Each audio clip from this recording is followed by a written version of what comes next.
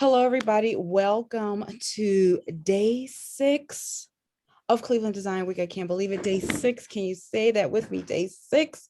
We have come. Day 6. Day 6. Day 6.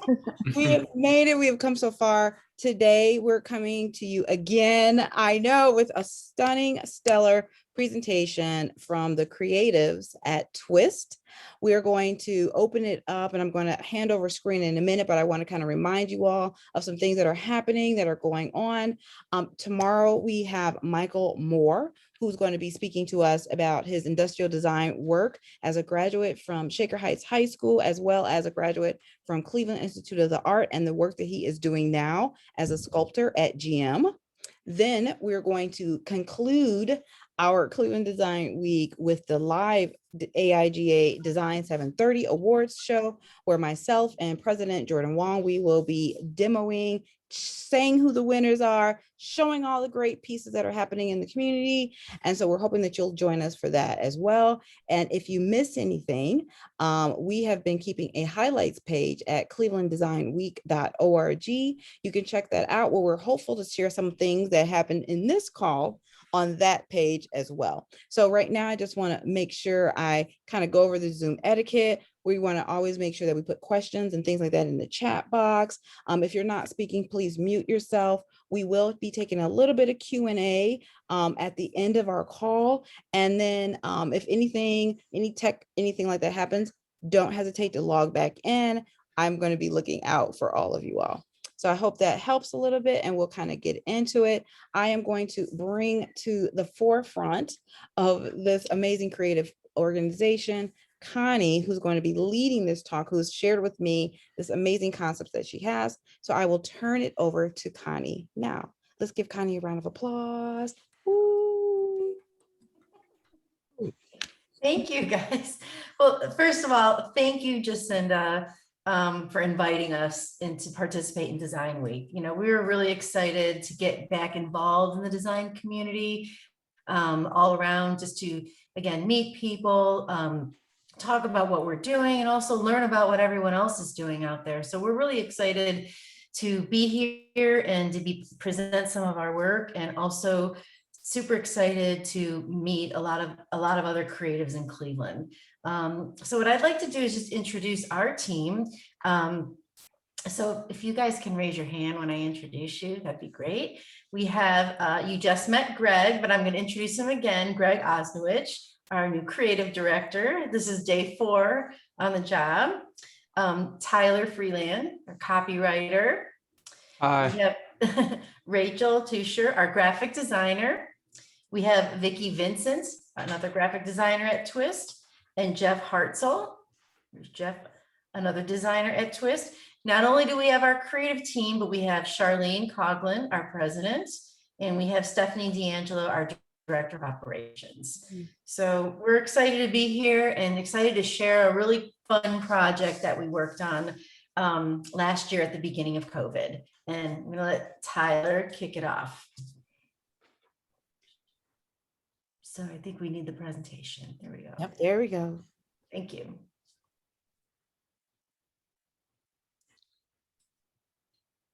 So in May of 2020, we were all facing a very bleak atmosphere. The pandemic had left businesses shut down. We were all locked down. You had division between red and blue.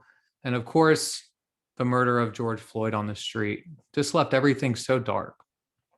So we began to imagine. We wanted to create and offer some sort of kindness back into the world in order to bring some color. So what we did in May of 2020, we looked to help the children of Cleveland, especially our minority communities, by using our design platform to capture their imagination, build confidence, and inspire them to create and to look for color when the world around them is dark. Our answer: a coloring book that gives children the opportunity to color imaginative worlds of kindness, while at the same time, they can be inspired to pursue a life of art and design through our personal stories of our design team. And we're about to meet some of those designers right now. And I'll hand you off to our designer, Rachel. Thanks, Tyler. So we already kind of introduced ourselves a few moments ago, but I just want to give a special shout out to Lindsay Ashley, who is also a designer, and she was kind of the leader of this whole project. She brought this idea to the entire Twist creative team, and we just ran with it in our free time. Like Tyler said, at the height of the pandemic, when we also were going a little stir crazy and needed something to do. So this gave us a great sense of purpose. So now we're going to just go into our process and how this actually came into fruition. So our first step was just coming up with a theme. We went back and forth with a few different ideas. We had an idea just that was going to be Cleveland specific. We had another idea that was centered around heroes and who we see as heroes. But we ultimately decided on the theme of choosing kindness, spreading kindness. I think it resonated with all of us given the current atmosphere in the world. So once we selected the theme, we as designers began referencing, we began sketching, working out a pagination. We decided to each create our own set of pages, which also included prompts for people to draw, for people to cut out cards and send it to someone that they love. We had all different ideas floating around. And once we finished the sketching process, we started digitizing it. And this is where it got a little tricky because we're 4 designers with very distinct styles. So we had to create our own set of standards to make this book cohesive. This included, setting standards for the strokes, for our borders, type stylings, quotes, you name it. And it was all based on the Twist branding, which was helpful. And once we started pulling this all together, we thought this was a great opportunity for it to be an educational tool as well for kids, especially for kids in underrepresented communities who might not have access to opportunities in the design industry, might not even know it's a career option. So this is when we really started getting more into incorporating quotes from people who inspire us in the creative world. So each illustration has a quote that means something to us. And once we finalized everything, we started working on how we are going to launch and promote it. So actually, as of, I think about 3 weeks or a month ago, we finalized the website. It's fully launched and you can download it for free use and print it out. So Vicky, if you want to go to the next slide. So now each designer, we're going to speak a little about ourselves, our inspiration, our process into creating a coloring book. It was something new for all of us. And it was also a lot of fun too. So like Kanya said, my name is Rachel. I've been a designer at Twist for close to 4 years now. I'm originally from Cleveland, but I lived in Chicago for a while, but I've been back here in Cleveland ever since I started at Twist.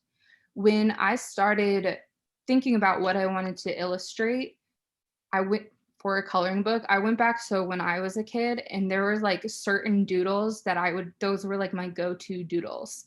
Like I had a dog, like it was a puppy that I would just like, I would always draw that puppy. And I had a butterfly, I had a flower, like I had it all. And so as you'll see, there's like a theme of butterflies, flowers throughout all my illustrations here. This specific one is also the typography, the words incorporated. It's actually a lyric to one of my favorite songs, which I thought it was perfect for this specific piece, especially about spreading kindness. And I also chose a Henry Matisse quote to accompany it. As for my inspiration, I really just love kitschy, fun design that doesn't take itself too seriously. I like organic shapes, and I'm really inspired by like typography, specifically like from the 70s. So that's really what I was looking for. As you can see, I have a ton of flower reference that I was super into at the time. I still am. And then the next slide, I think it's another flower one. I also picked a Jessica Walsh quote to go with it because she's kind of a badass. She isn't kind of a badass, she is a badass.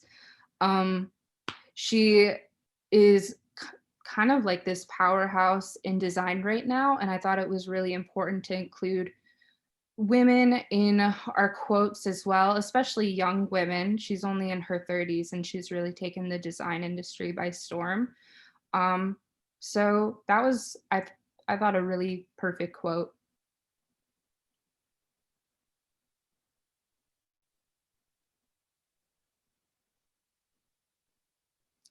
And then as for Lindsay, who she wasn't able to be here tonight, but she is a Kent State grad. She's originally from Florida. She's an amazing hand letterer. Like I said, this was originally her idea. So because she is a amazing hand letterer, a lot of her work is very typographic, and there's a lot of really cool calligraphy that she's done. She actually did the Spread Kindness cover as well. And this is the I Am Fearless type treatment that she did, which has kind of become like our center of the whole campaign.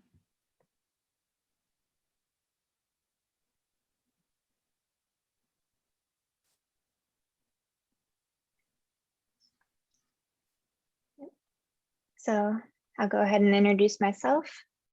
I'm Vicky, and a little bit about me. I graduated from CSU with a bachelor's degree in graphic design. I've been at Twist for about 2.5 years now, and I'm an animal lover, so I decided to make all of my pages themed around animals. I like how expressive they are, and I think we can all relate to them a little bit. So here's my inspiration, a little bit of process in my mood board. So first, I do a lot of referencing and try to get the look and feel of whatever it is that I'm designing. I wanted it to be very fun and friendly, and I'm really drawn to interesting compositions. So like making the shapes cohesive with one another. And then I do a lot of hand sketching. I think that's super important to get all of your ideas out really quickly and then to work through those compositions.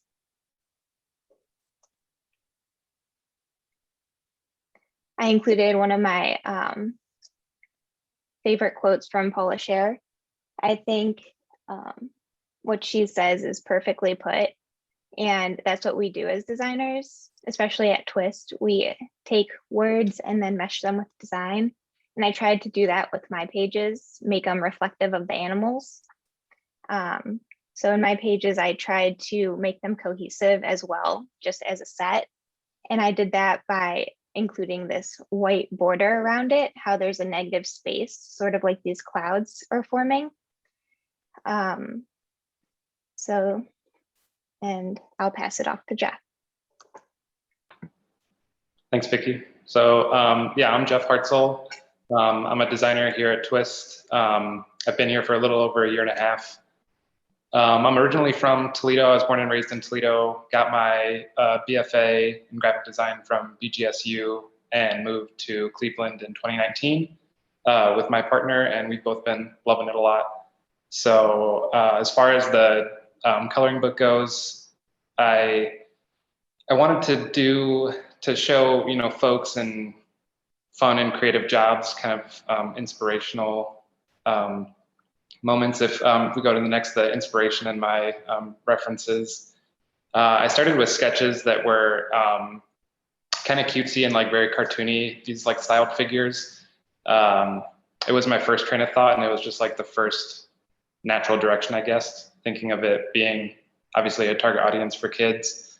I went right to a cartoony thing, but after we got into our actual goals and for the book and what we were trying to communicate, I started to gravitate towards like a more realistic style, and I wanted it to be more grounded in reality, something that was, I guess, easier for kids to see themselves in. So that's where I started pulling a lot of this kind of reference. And on the next slide, you can see, so I did like a ballerina. I did a few different, just like fun creative jobs that kids are inspired by or look up to. And the quote I pulled was from Shepard Fairey, one of those artists that even if you don't know him by name, you've definitely seen the work. So I thought that was kind of important. And then I also pulled an Edward Hopper quote that I really enjoyed. It said, "If I could say it in words, there would be no point in to paint," which I think is a lot of how creatives feel, which I always think it's funny when they make artists write artist statements and put their thoughts into words, because that's not what they're good at. That's why they do art. So yeah, and then as far as on the next slide, where the coloring book lives now, we made this landing page, this website, Spread Kindness. It's at colorwithkindness.com. This is where the coloring book can be downloaded from, and it's also where we share a gallery of images we've collected of the kids and their artwork, and it's just a nice place to showcase them and give them their own moment and kind of spot in the spotlight. And then on the next slide, Kanya, I don't know if you want to speak to the work that we're starting to do with Jacinda and getting it into more kiddos' hands and youth events.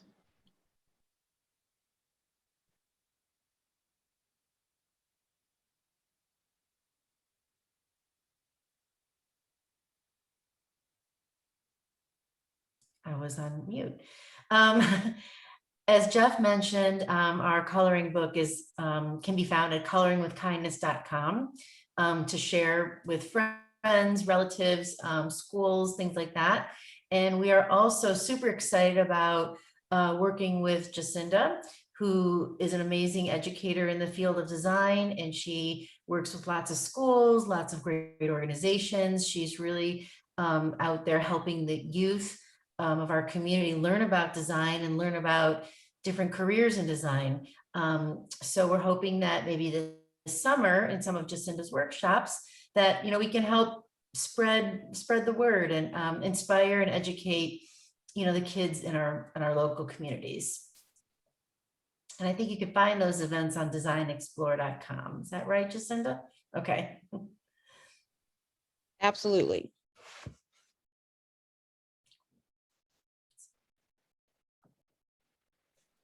So now we just wanted to open up to any questions that anybody might have about this coloring book and our process. Excellent. Well, first of all, I just want to give you all snaps for pulling this together. When you said that you had a coloring book, honey, and I was looking through it, I just did not realize how many hands had touched it, how many hands had been working on it. So just silent kudos for all of you all for really, really working, yes, on something like this. I have a few questions specifically that I really would love to learn more about the contributors of the coloring book, but I know that we have a few students on call, so I want to kind of maybe give them an opportunity to shout out themselves and maybe ask any questions that they might have. Some of the students that we have on today are Shamari Blythewood, and we also have Asha McClendon here. So I'm not sure if either of you two want to just say hello, introduce yourself, and ask a question. I want to make sure I give you the space to add and have your voice in this conversation. Hello, my name is Shamari Blythewood, and I am a graphic design major at Cleveland State University. And I think it's cool that there's so many different people in one company, so many different talents. One of you is a copywriter, which surprises a lot of people because they're like, I thought the design was just drawing or something, but design is marketing, is digital drawing, is music, is animation, it's a whole bunch of stuff. So that's really cool. I have a question for Vicki Vincent, and I saw, well, when your illustrations came up, that was very cool. I like how the pictures it's like the illustrations are made up of a bunch of smaller shapes, like it's a polygonal type of art style. How did you come to that style? I guess, how did you define that art style? I know you say you had inspirations and everything, but it couldn't have been easy, just like maybe if I put all these squares together, it'll make something cool. Well, thank you so much. Yeah, it's cool that you went to CSU because I did too, and I know Tyler did as well. So, few CSU graduates here, or who went there. And well, I guess I've come up with that by just pulling the reference and seeing how other artists use shapes. And I'm really drawn to shape making and shapes and compositions.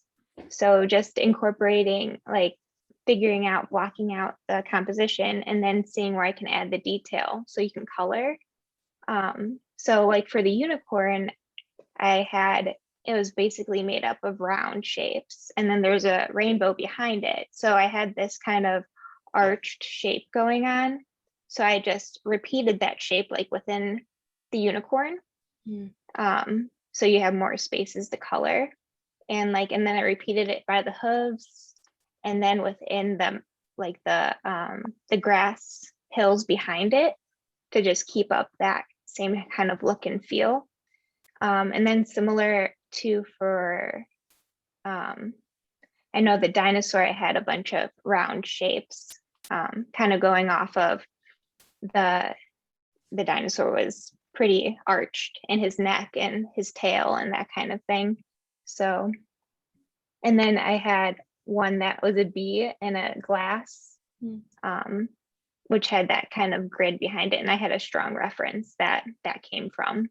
So I guess that's how I build that I got it. composition. Okay, thank you. Mhm.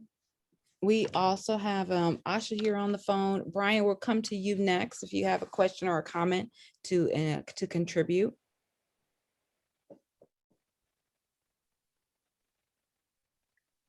Me first? Yes. Oh, okay.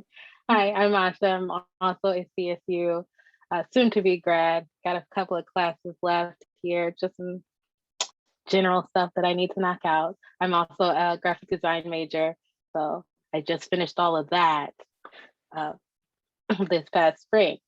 I would like to say, I think it's Rachel.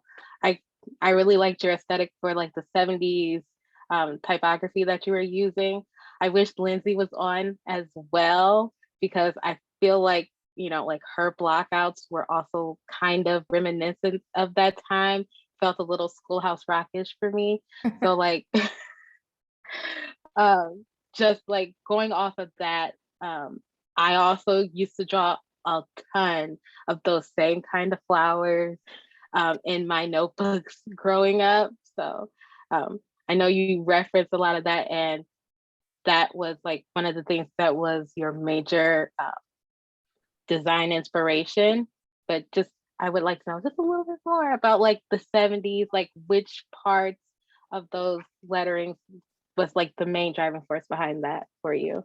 Yeah, well, first we actually, me and the other designers, Vicky and Jeff, we were just talking literally earlier today that we each have like our own like set of doodles that we would always do when we were younger. I just find that to be funny. Like Vicky and I, we both have a different dog that we would always but as for the 70s inspiration, I am really into music and looking at typography on like band posters and records, stuff like that. I have like a giant encyclopedia of album covers where that's like my go-to for just cool type. So I always open that if I want to be inspired. A lot of my inspiration it's heavily from music though. So hopefully that answers the question. As for Lindsay, she's really great at hand lettering. I can put she has an Instagram account where she just does that. So I can put it in the chat for you if you want to give it a follow. I'll put that in there. Excellent. Excellent. Thank you so much. Yeah, no problem. And I loved how Asha said, tell us about the 70s. Like, do you guys know about the 70s? Like any of y'all was in the set, like anybody on the call in the 70s? I'm like, y'all look a little young for 70s. I was alive in the 70s. I was there too, Connie. I was there too. I was I there. was I very, was a very alive. child. Greg, were you with us in the 70s? Were you, I sure was. you were with us in the 70s? Okay, all right. I made the 70s. Hell Yeah, yeah. I was born in 1970, so I was an infant up until that. it's like Fond memories of the 70s. Fond memories, fond memories. So I appreciate you all really collecting these different types of styles. I have to also confess that I really like the style that Jeff used with the doodles. I am one of those self-conscious doodlers. So for me, my sketchbook was private. It was not to be shared. It was not something, it was practically something I slept with because I couldn't trust my mom to look at it. Like I just couldn't trust her. Like my mother was an artist, and so I never really quote unquote felt worthy, and so I never shared. And so I'm just wondering, how do you cultivate such a loose free form style? Because my doodling was not loose, it was not free form, and it was incredibly private. Yeah, I think just always having it like with me, like I do a lot of things by paper. I think that's something that a lot of designers like crave is doing physical things and actually writing things. And so I always have, my briefcase has like 3 or 4 filled notebooks in it at all times. I'm always doodling or writing. Like I write a lot of stuff down. So I think just I guess having it around and just having it easily accessible and just letting the ideas like flow. And then, yeah, just having the willingness and openness to share it with others and get the feedback and move the design forward from the sketches too. And then I'm not sure who to exactly target this particular question for, but what are like, I know you talked about some of the next steps you want to distribute it and you want to kind of get the word out, but is it open for others to participate? Is it open for others to contribute a page or a thing? Like, is it open? How open is it? That's 2 questions. Sorry. I guess that's a really good question, and we hadn't thought about that. Yeah, I don't know. I guess we'd have to kind of brainstorm if we want to add more illustrations to it and build upon it. I mean, I think it's a really cool idea to make it kind of a community. It could be a community project, to get inspiration, from other designers. So I think that's interesting. Absolutely. Yeah. Sorry, I'd like to chime in too that, yeah, I think that with the platform we already have on the website and just inherently with the internet, how collaborative and accessible it is and like easily to transmit ideas and share, that I think that there wouldn't be any reason why you couldn't add pages to it in that way. I think that's great. I want to make sure I double back really quick.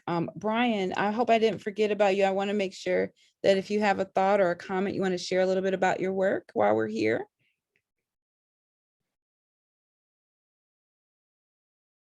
Yeah, I'm a graphic designer. I went to the Cleveland Institute of Art.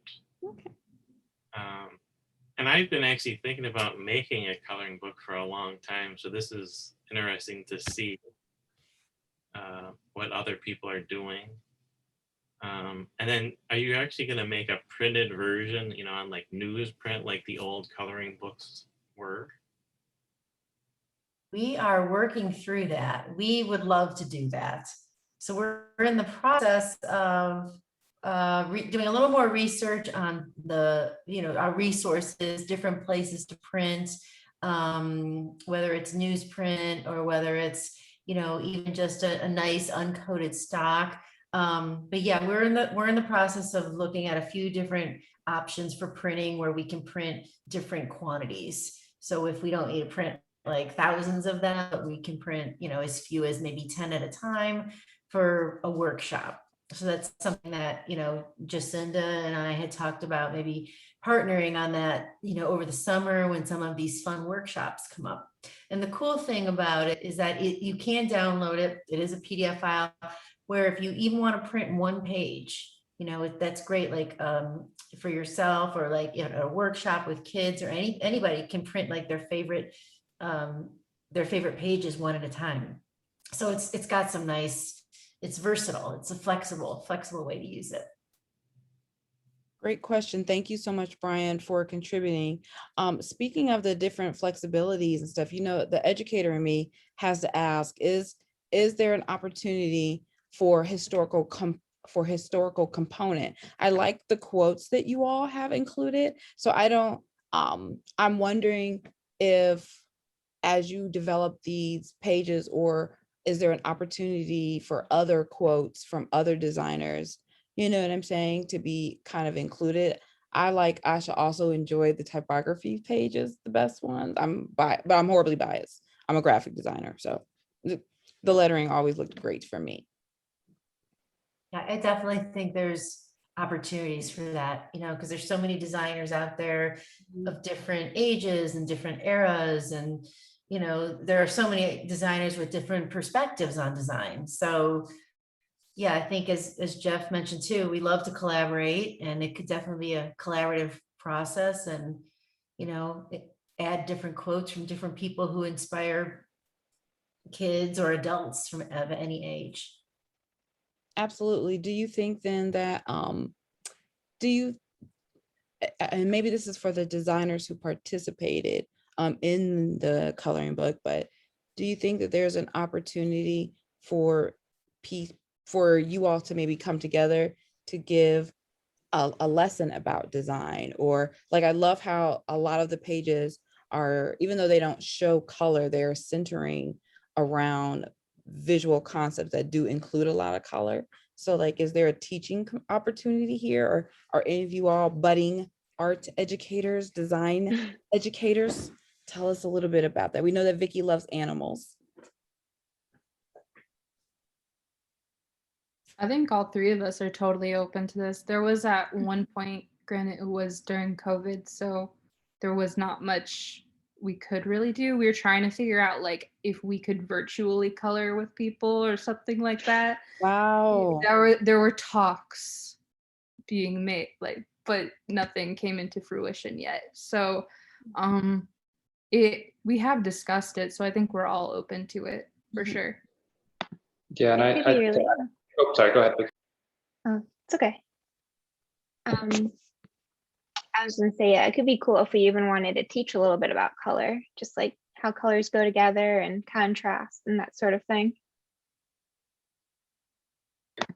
Yeah, and I was just going to say that I think the underlying goal of all of this was to the idea was that you could color your way to a career. That was kind of the line we were using, and that that we all felt, as I think all kids do, like as like creatives when they're young, and that we wanted to show that that was a possibility for a career in the future, that this could be your livelihood, and that it was a possibility. So I think as far as education goes, yeah, I think we just wanted to show that it was a possibility for kids. Yeah. Jacinda, the one thing go ahead. Sorry, I wanted to bring up was, not only is this amazing in terms of design and illustration, but we also have a copy component that was a big part of it. So, Tyler did an amazing job at writing about the meaning behind the coloring book, and kind of setting up what was happening in the world at the time, and kind of giving that extra level of detail and richness to this. There's a story behind it.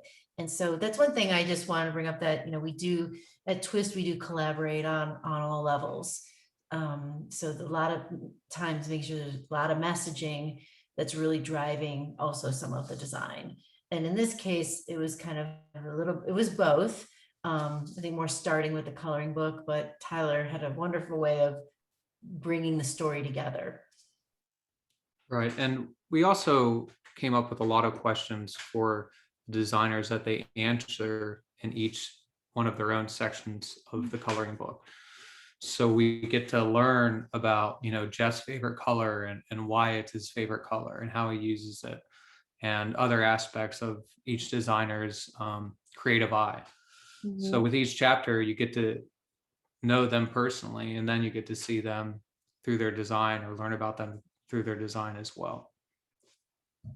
Tyler, thank you so much for sharing that, the writing component. I have to echo Shamari's earlier comment that, this relationship between designers and writers, I always joke and say it's like peas and carrots, right? Like, once we come together, it just makes things bigger and better. Do you think then, like, how realistic or unrealistic do you think it would be to add a written component? Because in my mind, when I first saw the book, I saw an educational opportunity, for young people to learn about design, learn something maybe about color and color at the same, like that whole practical piece of it. But I think that mostly comes through in the text. And so you having contributed that portion, like, what are your thoughts about that? Do you think it's possible? Like,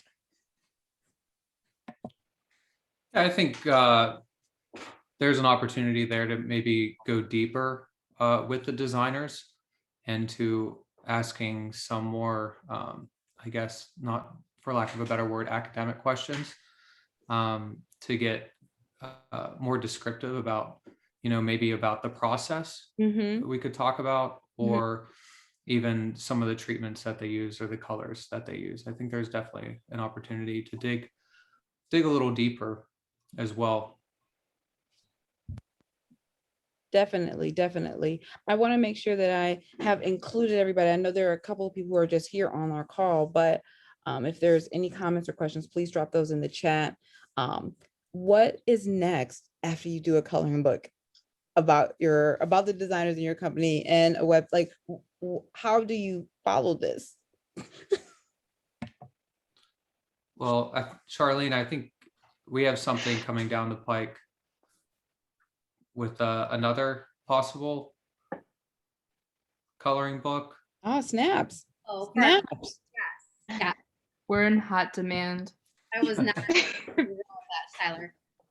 Yeah, we have a client that we're going to be building a quick coloring book for their upcoming board retreat, so that adults can also experience a coloring book while they're brainstorming and building a strategic plan for the organization for the next 5 or 10 years. No, that would be super, super fun. Super fun. Well, I wanted to thank you all for coming and sharing this amazing project with us. I want to know, is there any way that I can connect some of the pages from the website to our highlights page? Would you mind if we maybe either did like a screen capture or something like that, so that we can keep this content on the Cleveland Design Week highlights page? Is that possible? I want to say yes. I think so. Do you want to do screenshots or just some of the keynote pages and things like that? Yes, I would love to be able to share, like, hey, here's a page in the book and maybe the designer who contributed that, and then here's the link to download, go download the whole book. What we're finding is that a lot of people who were not able to join our calls, who are at work during the day or things like that, they are looking for highlights. And so that's why we started making this highlights page that has now kind of spiraled outward. But I would love to include something like either the book or the website. I'm not sure. Jeff, I think you said you were the one who worked on the website. Oh, that'd be Rachel. Rachel, I'm getting the names mixed up. I apologize. It's No all, worries. don't worry. It's a team effort. How might I use some of the pieces and parts from the website on our highlights page? You suggest, like, I don't want to just take it, like, tell me the good part. If I'm gonna take it, tell me the good part to take. I mean, there's a bunch of images that you can download from, like, just JPEGs. Mhm. So you can download the entire PDF, but there are images in the gallery that you can use as Perfect. well. And then there's a little blurb that Tyler wrote as well. So there's copy there too that you can use. Perfect. Absolutely perfect. And then how might people stay in touch with Twist Creative? How might they stay in touch with each of you all individually? I don't know if you want to kind of shout out your Instagram pages or anything like that, or let us know what we could add so that people can learn more about what you all are doing there?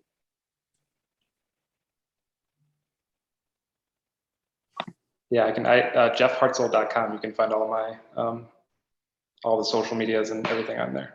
Perfect. And if you want to follow Twist, it's at Twist Creative or at Twist Tweets on Twitter, and sign up for our email on twistcreative.com or brandxcleveland.com. Okay, excellent, excellent, excellent. And we do, yeah, we have the Coloring with Kindness, that URL is on in the keynote. Perfect. Direct people to look at, and they can download the whole coloring book. I love it. There's also a blog, if you want to dive further into this, on the Yes. background that's found on our website as well. Yeah, it's under the thinking, on the thinking page. And actually, yeah, that page has a really great background story to it. A little more insight.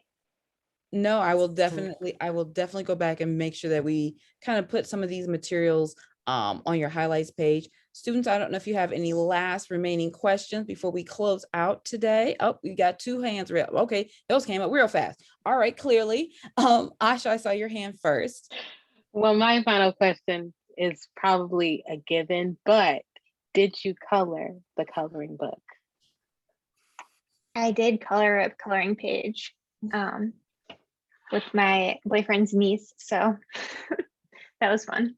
I did too. I colored. Connie one was of our the- Connie was our star colorer out of the 4 of us, I think. I had fun with my niece as well. She slept over one night and I needed an activity. So I'm like, her name's Aria. I said, Aria, I got this great coloring book. Why don't you pick a few pages? So she picked a few pages and I colored with her. It was the Be Nice. Is that one of Vicky's illustrations? Fun. Excellent, excellent. And thank you all again, like I said, so super much. Greg is raising his hand for a question as well. Okay. I had a question to our students that were listening. I was curious as to how they chose design as a career and what led them to pursue this path. I think, and I'd be interested in if any of our designers on the Twist team will be sharing their stories too. It's always, I think I've been in this field for quite a while, and the stories differ greatly, why people pursue this as a career. So I'd love to find out from our students why they wanted to go into design as a career. Absolutely. Great question. Well, I can tell you mine really fast. It was an accident. I didn't know what I was doing when I decided to do design. I used to make cards for all of my family, and then I would do a little bit of creative writing growing up. And I was on this website and they used to be like, oh, make book covers and win this contest. And I was like, cool, I don't know what I'm doing, but I'm going to make something anyway. And so I started doing that and people started liking my covers. So I would make more of them. And then they offered it at my high school. I went to Cleveland School of the Arts. And so I switched from vocal music to graphic design and decided to take it into college. So that's how I got here. That's a fantastic school, I have to say. School of the Arts. Oh, thank you. What about you, Shamari?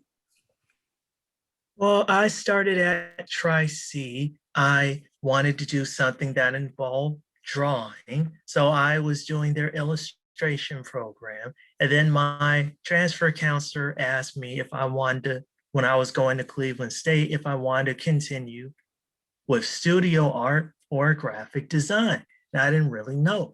And he asked me if I just wanted to be lugging around heavy art supplies or if I wanted to focus on computer stuff. And I didn't enjoy charcoal that much. So I said I would just focus on digital art, which I was upset at first when I came over because I hadn't been drawing in the longest. I was learning all this extra stuff like personas and typography, which I didn't think was important at first, but a lot of the stuff that I want to do with making my own website and doing YouTube stuff is in that range. So just complaining for no reason again when I was younger. Got to stop that. And I'm glad that my parents didn't let me change my major, even though it was mainly about them wanting to save money. But in the end, I am in the right major. And I'm interested in either being in the animation realm with motion graphics, in the writing realm and illustration with writing children's books. So I respect copywriting too, because you have to know how to sound interesting without pictures. And lastly, if I can get a scholarship for that Master's of Fine Arts degrees, I would love to be a design educator.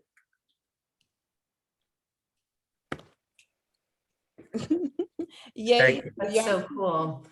Yes, yes. Thank you so much for sharing, youngsters. I know we always put y'all on the blast, but you know, you give us hope and insights on this thing called a design journey. So we love to be able to listen at other stories.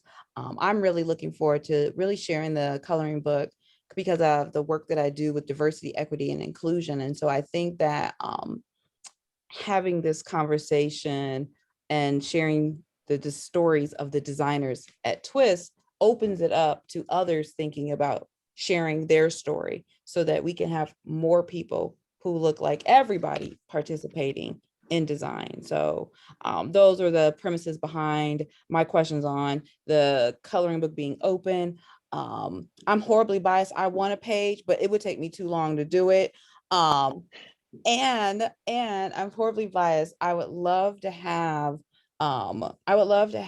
more BIPOC individuals represented in the coloring book, because then like when students are using it, they see themselves in it and it just takes better. Like it, you know, it's like, hey, I see somebody who looks like me doing this and I want to try it too, right? And so I think that when we're talking about coloring, this is the easiest way to embark on those difficult conversations, you know, because we're just sitting here, we're talking, we're sharing our stories. So I love the context of this book, which is why I really, when you shared it with me the first time, Connie, I was like, oh, I've got some ideas for this. If you all don't, when y'all done with your ideas, call me, because I have plenty. Like there's such a great thing that you could do with this. So I'm looking forward to us staying in touch with it. We're excited to work with you on it because we really would love for more children to have an opportunity to see it and use it and become educated and inspired. Well, you're going to love this. I can't remember who was the BGSU grad here. It was somebody who said they were BGSU. That's our first stop. We're going to the Douglas Center in July. So that's our first stop. That's our first big summer camp at Design Explore. So that's the first place I'm wanting to kind of tease it out at. And then we also going to be doing a camp here on the west side of Cleveland at Bel Air Puritas. We actually have a group of K-3 students, which prime candidates for this. And then last, but never least, we're going to be going to Kansas City Design Week. And so this could be an opportunity to share the book there as well. But our first stop, we're going to Toledo, baby. We're going to Toledo. What day is the BGSU? BGSU camp is, I want to say July 24th and 25th. It's a 3-day camp at the Douglas Center. They call it the Dougie. And we're going to be doing some design thinking. We're going to be doing some touring around the campus. We're bringing a group of students, to live on campus for a day or so. The camp is actually coordinated by an educator there. Her name is Jen Strucker, and she and her team have secured the camp space. They've been working diligently with the Douglas Center so that the youths will be able to try different types of design, which is where Design Explorer is coming in. We're going to be doing all of the design thinking workshops with these students. And what I love about this coloring book is this is something that they can share with their families to start that conversation about design, which is always really tough sometimes, you know? So I think this makes it spoon, like bite size to start that conversation. Yeah, well, please keep us updated. I am also a former BGSU grad, just like Jeff. That's where we found Jeff. He got a prestigious design award 2 years ago. Yes, yes. The Well, student design show. Connie, I had no idea that you went there, but like I said, that is our first stop on the tour of the summer camp tour with Design Explorer. And then, like I said, it's great that Shamari is here because Shamari Tyler is also interested in creating a children's book. So he's, you know, he's kind of fan clubbing a little bit, but he's really excited to learn more about that. So thank you all for taking the time to share. I want to make sure all minds are clear before we close our call. We have been recording, so you will be able to kind of come back to this recording and kind of learn a little bit more. And I'm hopeful that as we move forward with the rest of the design week, we'll have an opportunity to engage others in the coloring book as well. So I just want to make sure I say thank you to the Twist team.